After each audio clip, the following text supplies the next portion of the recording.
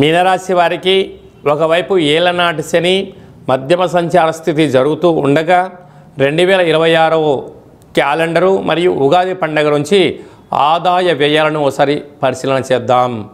ఆదాయం 14, వ్యయం 11.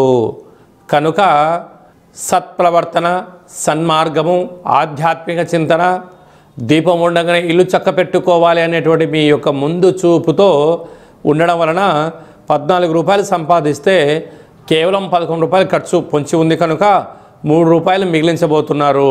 స్థిరాస్తులు, చరాస్తులు, షేర్లు, భవనాలు, ఇంటి స్థలాలు, వాహనాలు, బంగారు ఆభరణాలు, ఇంటికి విలాసమైన వస్తువులు కొనుగోలు చేయాలని మీ కోరిక నెరవేరబోతుంది.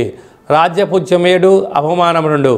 ఆ శని భగవానుడు మీకు సత్ప్రవర్తన నేర్పించడం వలన, ఆరోగ్యాన్ని కాపాడుకోవడం వలన, ఎవరి వస్తువులు ముట్టుకోకపోవడం కావడం వలన, ధర్మబద్ధంగా ఉండడం వలన, నీతి న్యాయం ధర్మానికి మీనరాశి వారు కేంద్ర బిందువులుగా ఉండడం వలన సమాజంలో ఎనలేనటువంటి కీర్తి, ప్రతిష్ట, రాజసన్మానము, శాల్వాలతో సత్కరించబడము, పుష్పమాలికలతో వేదికపైన మాట్లాడే అధికార అవకాశాన్ని మీరు సంపాదించబోతున్నారు.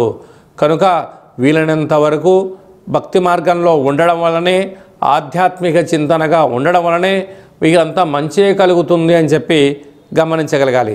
అలాగనే నీటి వ్యాపారస్తులు, హోటల్ వ్యాపారస్తులు, సాఫ్ట్వేర్ రంగం వారు, హార్డ్వేర్ రంగం వారు, రియల్ ఎస్టేట్ రంగంలో ఉండబడిన వారు, సంపూర్ణమైనటువంటి సినిమా రంగాల్లో ఉండబడిన వారు, హాస్య నటులు, సంపూర్ణమైనటువంటి వ్యవసాయ సోదరీమణులు, గృహ భవన నిర్మాణ కార్యక్రమం ఆచరింపజేసే వారందరికీ ఇది చాలా మంచి కాలము అని చెప్పి గమనించగలగాలి.